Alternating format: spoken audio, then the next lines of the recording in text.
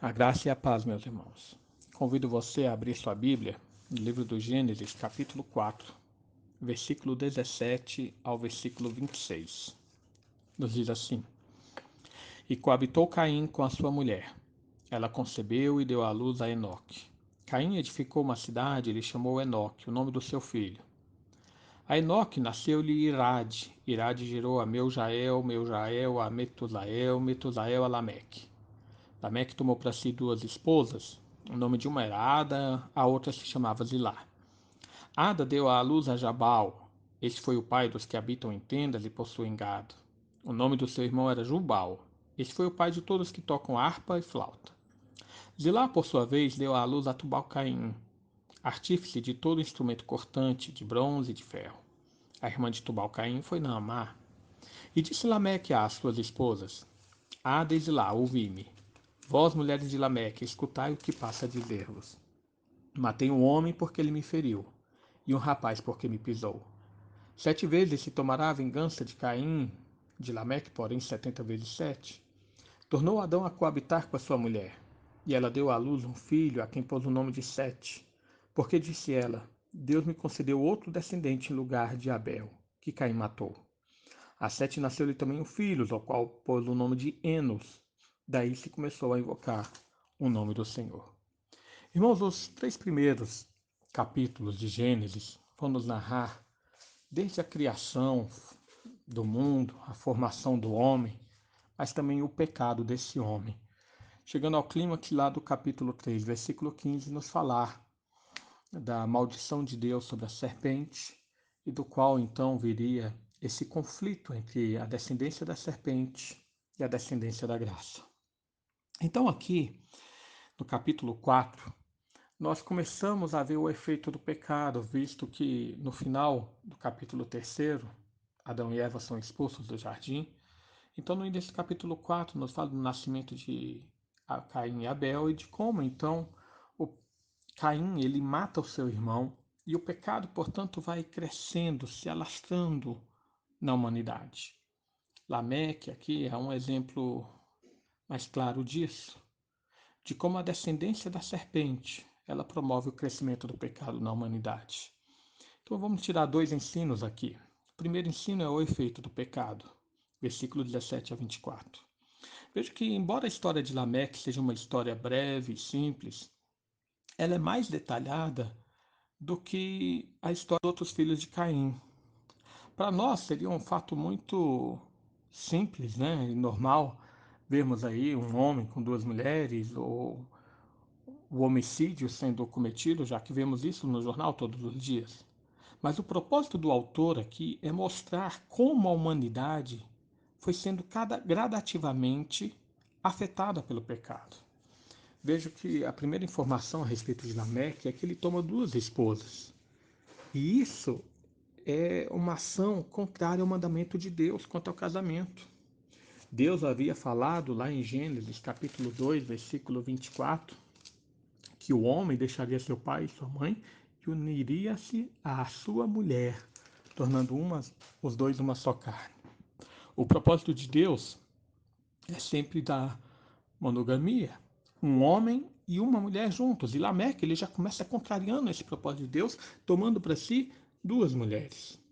Além disso, Lameque, no versículo 23 e 24, ele fala a respeito da sua vingança. Desde lá, vós, mulheres de Lameque, escutai o que passo. A dizer-vos, matei um homem porque ele me feriu, um rapaz porque me pisou. Versículo 23. Lameque ele demonstra que ele causou o homicídio por ter sido agredido. Lembre-se que Caim ele havia matado Abel por inveja, mas aqui Lameque ele mata por retaliação. Mas o pior é que Lameque ele exulta pela sua maldade. Ele, através desse cântico do 23, versículo 23, versículo 24, ele demonstra vanglória pelo seu pecado cometido. E isso já demonstra a sua diferença em relação a Caim, porque Caim não havia chegado a esse ponto. O pecado, então, ele se alastra, ele se aprofunda, ele se intensifica ignorando completamente o preceito de Deus em favor da vida.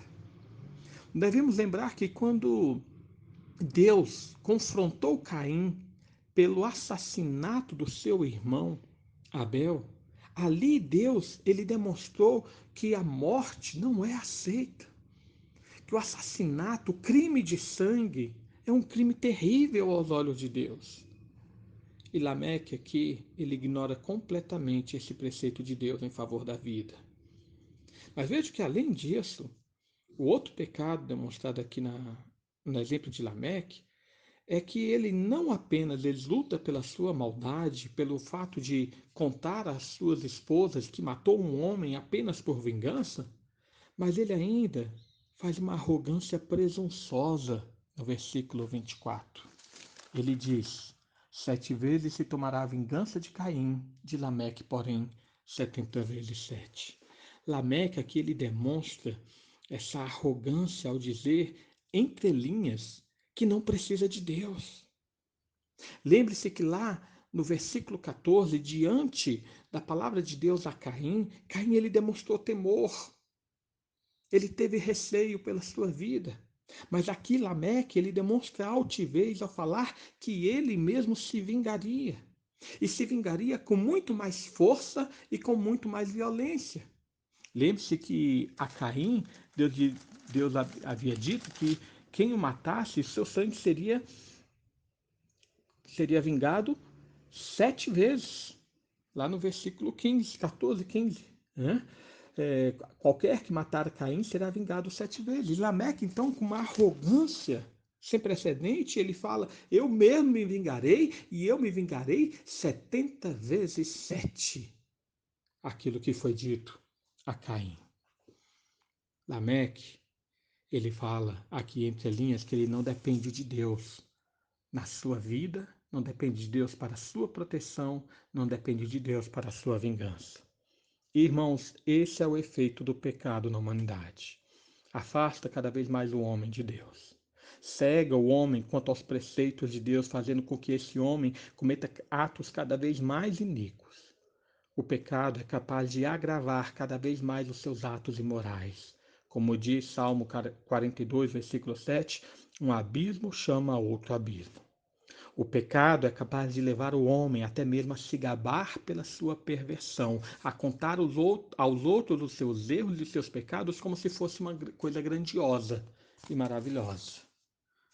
Mas se por um lado nós temos aqui os efeitos do pecado, no versículo 25 e 26 nós temos o efeito da graça. Veja que se no versículo 17 a 24 é narrado a descendência da serpente através de Caim, a partir aqui do versículo 25, nós temos narrado a descendência dos filhos de Deus, da genealogia de onde então viria o Redentor, o descendente prometido lá em Gênesis 3,15. Então nos diz aqui, versículo 25, que nasce Sete. Esse é para ocupar o lugar de Abel. De Sete, então, nasce um menino chamado Enos. E daqui nós vemos a diferença entre essas duas descendências. Enos começa a invocar o nome do Senhor. Enquanto a descendência do pecado, demonstrada ali em Caim, se distancia cada vez mais de Deus, a descendência da graça, que vem aqui por Sete, Enos, se aproxima de Deus. A narrativa do capítulo seguinte, que é o capítulo 5, vai confirmar isso através de outros dois nomes que passam a andar com Deus. Enoque, lá no capítulo 5, versículo 24, e Noé, no capítulo 6, versículo 9. Concluindo, irmãos, Deus não abandona a sua promessa. O pecado na humanidade cresce, mas a graça, ela é superabundante. Nós vivemos num mundo em que o pecado é evidente. Ele vai cada vez mais se alastrando em todos os setores e até mesmo as pessoas comemoram seus pecados.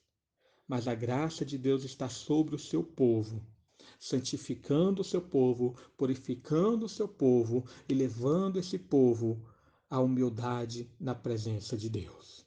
Que o Senhor nos abençoe. Nós vamos orar neste momento. Pai amado, mais uma vez nós colocamos diante de Ti. Agradecemos pela Tua palavra que é rica e poderosa. Agradecemos pela tua palavra, Senhor, que nos ensina, que nos instrui e que nos aproxima de ti.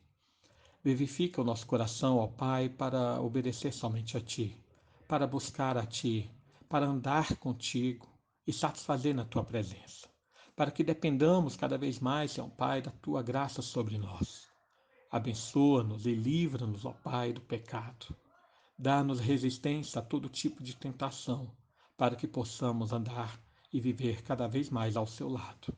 É o que nós pedimos em nome de Jesus. Amém.